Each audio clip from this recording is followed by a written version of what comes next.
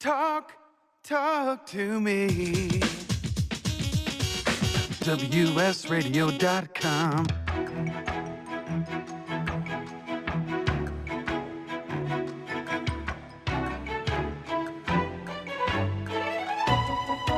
The San Diego Council on Literacy brings you Literacy for All with your host, Jose Cruz. Welcome to the show. I'm Jose Cruz from the San Diego Council on Literacy. You're listening to the Literacy for All radio show on WS Radio. We have a couple of guests on the line with us, and I'm trying to understand it because I think we have folks in Barcelona and all of that. So let's work all that out, and we'll kind of work through some of the quality of sound issues that we might have. But so glad to have on the show. Now, I was just looking online to say how to say Meryl's last name. Is that Jaffe? It's Jaffe, yes. Jaffe, very good. I got it right. Okay, so I watched the right video. So, Meryl, welcome to the show. And then Thank you. Talia Hurwich, is that correct? That is indeed correct. Yes, thank you. Very good. Now, can you hear each other? Yes. Yeah. Very good. All right. So glad. Well, this is actually what we're going to talk about today is kind of a new topic for me even. And I've seen a lot. I've been through a lot. I've been doing literacy work almost 35 years now. And then, and I know that the whole idea of graphic novels is, it goes way, way back. All the way to my mom reading these photo novellas and stuff, as she used to read them by the hundreds, big bags of these little books and such. Who's going to start first to tell us? I know we have an author and an educator, that's Meryl, and then we have Talia, who's a doctoral candidate at New York University, and she's also a writer. So, Meryl, maybe you can start by telling us what's happening with graphic novels now. How is that addressing the literacy challenges? What are you doing? Are you writing these? Is it getting bigger? What's the best of? All of that. Let's just start broadly, and then we'll narrow in some. Lots of questions. Well, graphic novels have been around for a while, but they haven't really been used in classrooms as primary texts in terms of primary teaching, instructional texts. And I think that's changing. Also, I am kind of a dinosaur, and I used to be one of those teachers who said, don't bring that, and parents who said, don't bring that stuff into my classroom or home. It's junk. And an intervention was done, and Talia actually was instrumental in that intervention. I was working to promote literacy, and I realized that, wait a minute, there are all kinds of kids in classrooms, and kids not just in terms of learning, but in terms of affinities. And what's happening is that I think graphic novels, aside from being really wonderful pieces of both visual and verbal literacy, are speaking to more and more readers. They are engaging, and they're bringing students of all kinds of passions, affinities, and skills to be more engaged in classroom, as well as just to be more engaged in literacy itself. Very good. Now, Talia, tell me, we're not talking about comic books here. Those have been around for a long time, too. We're talking about a whole other way of producing novels. Yeah, they have. And part of it grew out of that comic book movement. A lot of graphic novelists that we know of today read comics when they were younger. And one of the wonderful things about history is that smart people learn things from it. And so you're getting both a more sophisticated readership. Okay. Can you hear me? Yeah, very well. Wonderful. You get a more sophisticated readership, as well as writers who have seen experiments go well, experiments that could have gone better. And therefore, a lot of the writing is becoming increasingly sophisticated, and you're seeing innovations at an alarmingly fast and wonderful rate, I think. Very good. Now, how is this working into your work at NYU with the Riddle Labs? Tell us a bit about that. So In Riddle Labs, a lot of the work that we do there is we're looking at innovations in the way that students, when they encounter particularly new innovations, how they learn. So some of the work that I've done is actually the role that narratives play within science learning. So effectively, the premise is that the creation of a narrative is a different kind of experiment. You take a character, you've kind of built them up, you understand all of the things that surround it, and you put that character in a situation and you ask what happens next. And using logic, you kind of figure out what happens next. Okay. Now, let's put that character into the future. And all of a sudden, you're thinking about science, the way that science and technology is progressing. And you're starting to make predictions. And that is at the heart of science. And so narrative has this lovely role that you can play in it. And within the graphic novel framework, you can both experiment with that with the narrative as well as visually. Okay. And it's just absolutely delightful to see what happens next. So are we talking? I'm hearing a few things, and Meryl, I'll have you help answer. It sounds like we're talking about a few things. One, are we talking about fiction? Two, are we talking about science? Three, are we talking about books that have already been written, or four, books that get played out by the reader? So it's a little bit of everything. In part, my research within Riddle Lab specifically is a little different from what Meryl and I do, which is more we work directly with teachers and talking more about graphic novels and the different types of skills that are required for studying and reading that. At the same time, it's all effectively about literature and the way that within the 21st century, literature and text as we know it is changing at a very rapid pace. And there's always going to be a place for the classics. There's always going to be a place for the books that we've all grown up with and that we all think are so rich. And they are so rich. They're wonderful. You bet. I will, every once in a while at this point as a professional, I will just buy a work of fiction for about 200 pages and say, you know what, this is for me. Yeah. This has nothing to do with anything else. I'm going to read this. And it's perhaps one of the best mental health things I do for myself nowadays. Yes. I can relate. But, yeah, I'm sure many people can. Yeah. But, there are so many different ways that we produce information, both within a narrative form as well as informational. And within the educational sphere, we're starting to get used to that. We're starting to think about, okay, what can these things do that is different? How can this enrich the educational experience? And I think that that's at the heart of many of the things that Meryl and I do, that I do at NYU, and that a fair amount of people are starting to work on. And it's an interesting time to be in that space. So the one of the more obvious questions, and we have about a minute and a half, so I know we can't see each other. So just if I cut you off, just know we'll be right back. But folks would say, well, this is what we have to do. We have to add photos so that the kids will read. Is that part of it also, or just because times have changed?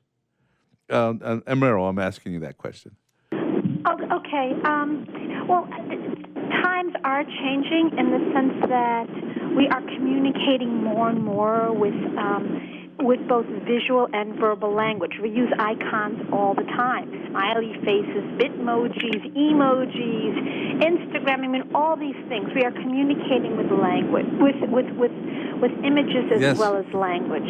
So that's where I think things are changing. Communication is changing. And I think graphic novels are a great tool to use in teaching all sorts of communication. So, for example, one of the things that I do with graphic novels is there's only a certain amount of space for text.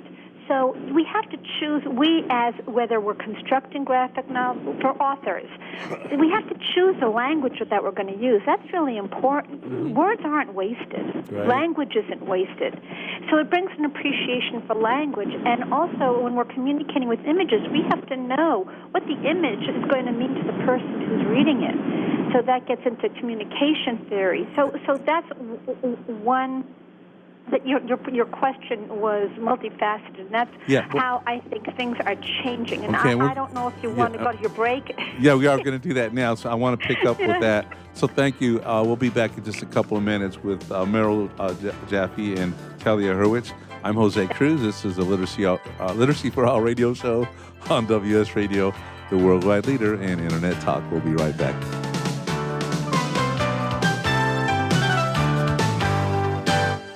Can you help a newborn baby in need? Sometimes the blessing of birth becomes complicated and perilous. Miracle Babies is there to help. Miracle Babies helps moms and dads give their all to their struggling little baby, but still need more. When you give to Miracle Babies, you help them give more.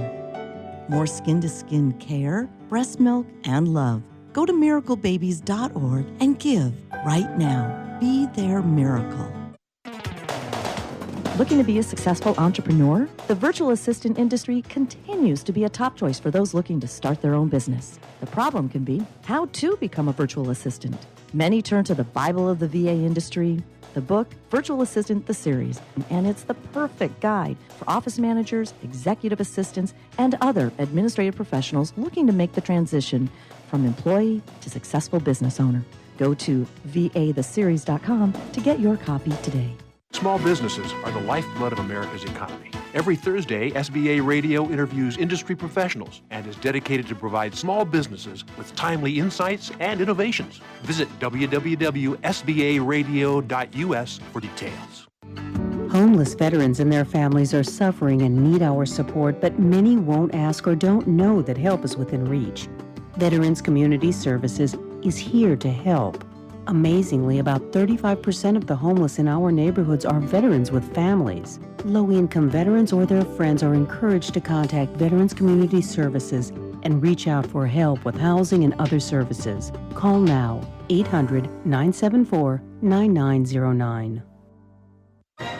I raised $8,000 to build schools for South African children. After realizing how many people go hungry in San Diego, I now volunteer at a food pantry. I'm spending the next year doing volunteer projects across 3 countries and helping in ways they designate to be the most helpful. The World Link program at the Joan B. Kroc Institute for Peace and Justice recognizes the potential of youth as agents of social change. Learn how you can help youth become a generation of leaders in action at peace.sandiego.edu. Can you imagine a world without children? A world where children don't play, or dream, or imagine. At St. Jude Children's Research Hospital, we're working every day to find cures for diseases that strike down children, because we can't imagine a world without children. Can you? Finding cures, saving children. St. Jude Children's Research Hospital. To learn how you can help, log on to our website, stjude.org. Donate cash, furniture, clothes, and other gently used household items to Father Joe's Villages and get a nice tax break in April. Every donation is tax deductible. Believe you can make a difference. Be Father Joe. Go to neighborhood.org or call 1-800-HOMELESS to donate today. Talk to me. WSRadio.com.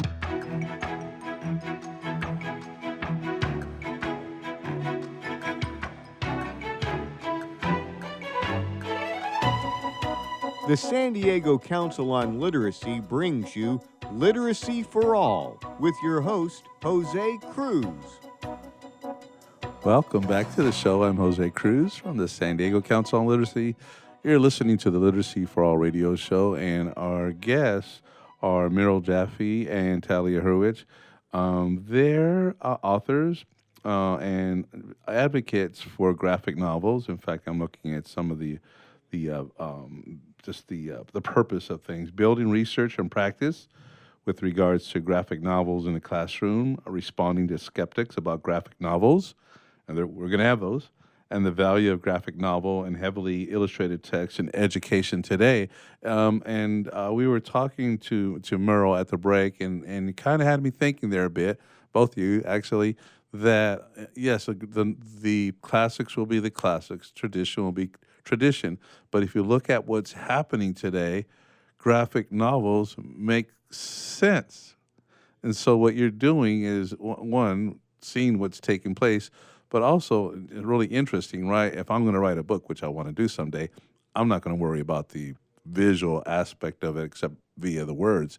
But as a writer of this material, you have to be thinking about the visual with the text, the strategy behind that, Meryl, and do you do both? Do I do both? Do you do both? Do you do the graphics and the writing?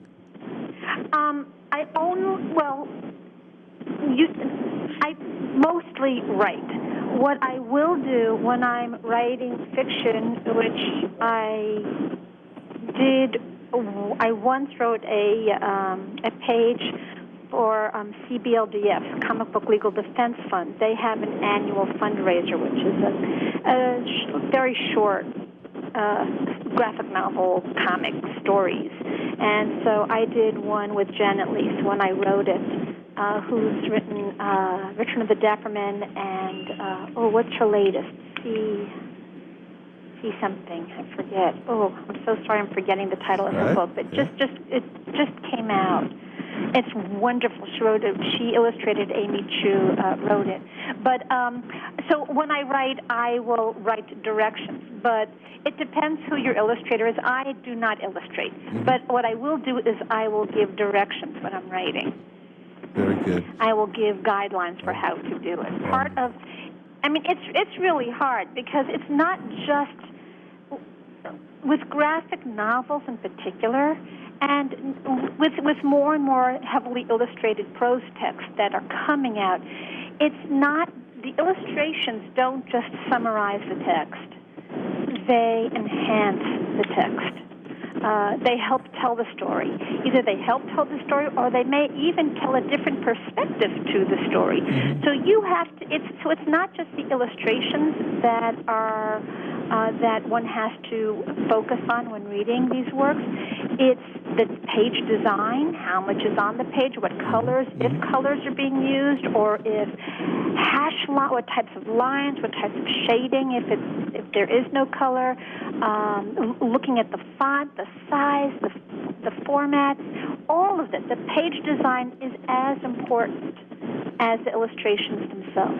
Very good, very good. Getting the picture. Talia, tell us, just getting to the point regarding the skeptics and even resistance, and the folks who go into teaching, they have an idea already going in. They're probably not thinking, hey, I'm going to work out of graphic novels. Is this expanding? Are you winning over a lot of educators?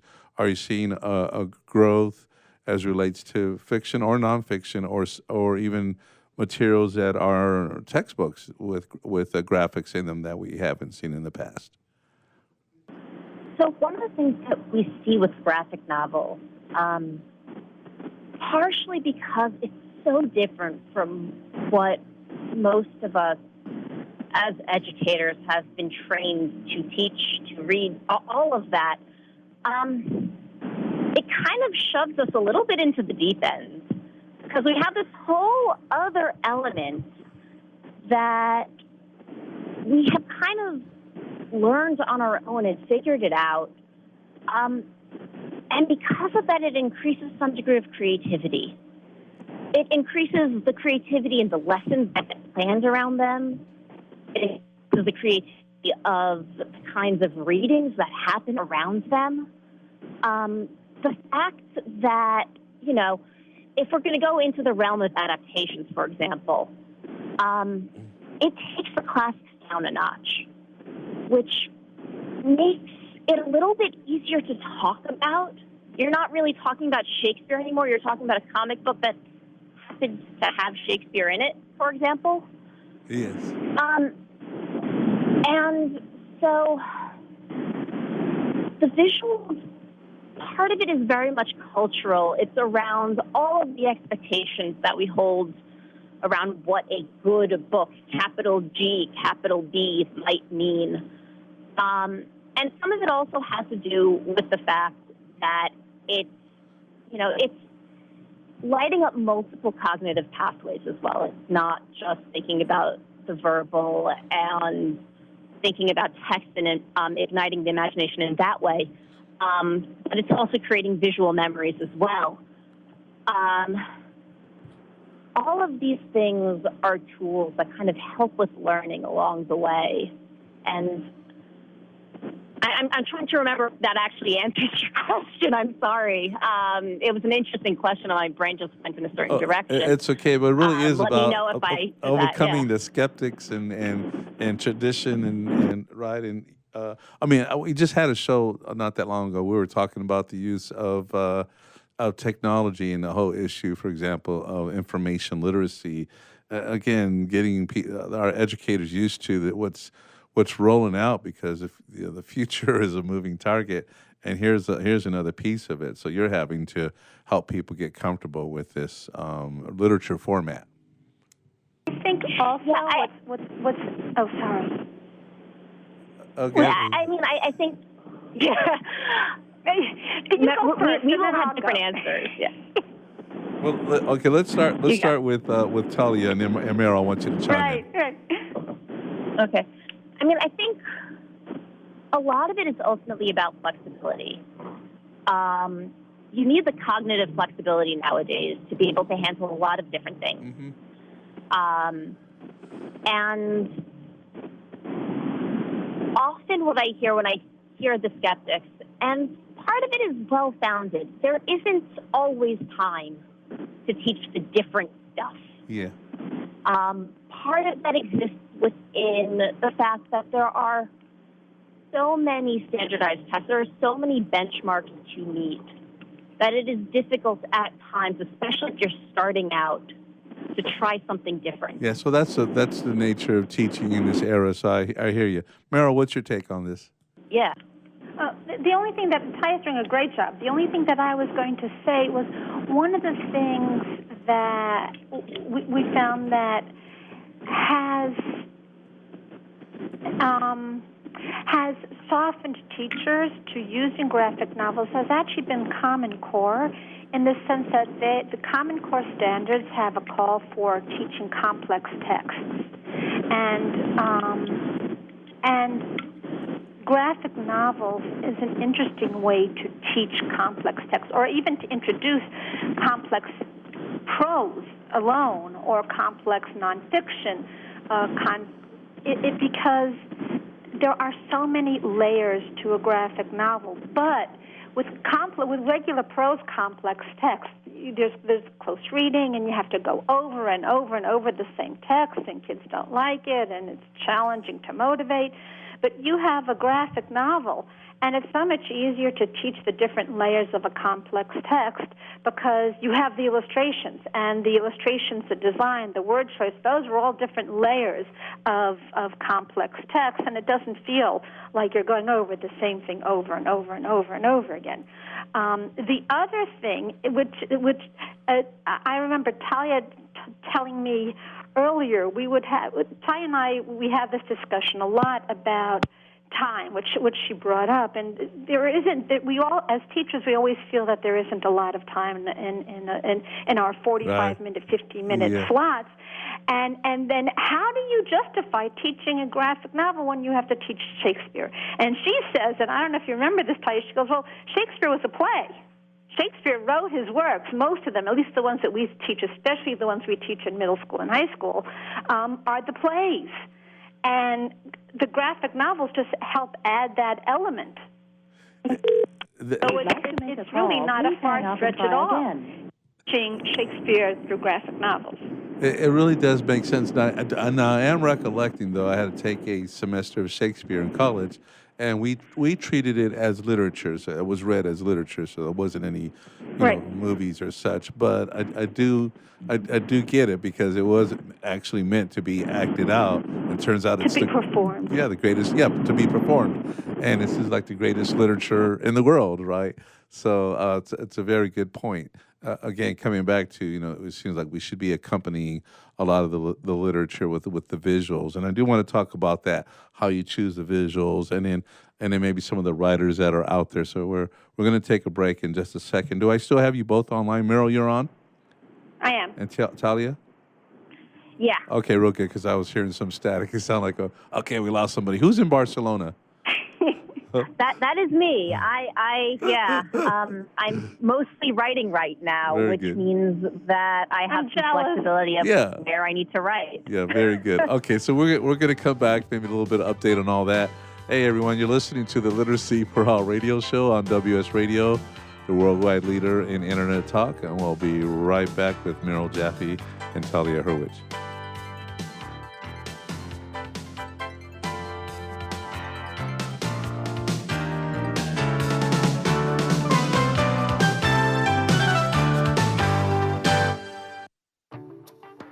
Nowadays, internet devices are an integral part of your home. Everyone in your family has a smartphone, tablet, or a computer. Life is easier knowing that all your devices are secured and your family can surf the internet carefree. ESET Multi-Device Security Pack does just that. One license for all your devices. With ESET, it's simple to stay protected and save money. Enjoy safer technology with ESET Multi-Device Security Pack at ESET.com. That's ESET.com.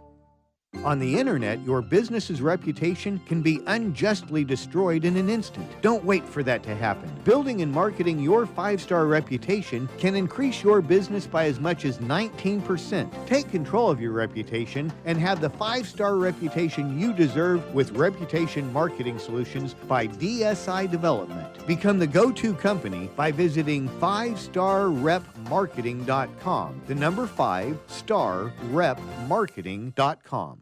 Hey, it's Catherine from Listen Local Radio. Moe's Guitars has proudly served the San Diego music community since 1975. Specializing in guitars, basses, mandolins, banjos, and ukuleles, they buy, sell, trade, and consign. If you're looking for lessons, repairs, accessories, and cool gear, you found the right place. Located in downtown La Mesa Village, stop by and check out their digs or visit moesguitars.com or their Facebook page.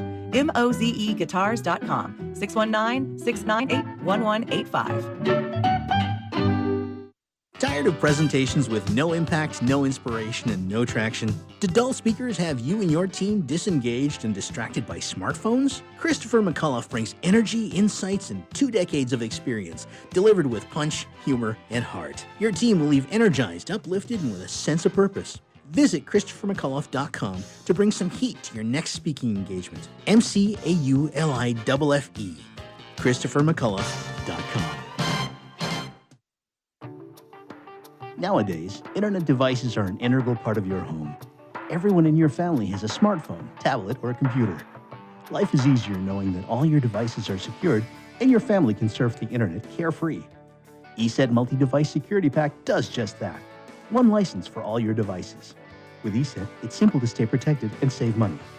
Enjoy safer technology with ESET Multi-Device Security Pack at ESET.com. That's ESET.com. Tired of presentations with no impact, no inspiration, and no traction? Do dull speakers have you and your team disengaged and distracted by smartphones? Christopher McAuliffe brings energy, insights, and 2 decades of experience, delivered with punch, humor, and heart. Your team will leave energized, uplifted, and with a sense of purpose. Visit ChristopherMcAuliffe.com to bring some heat to your next speaking engagement. McAuliffe. ChristopherMcAuliffe.com.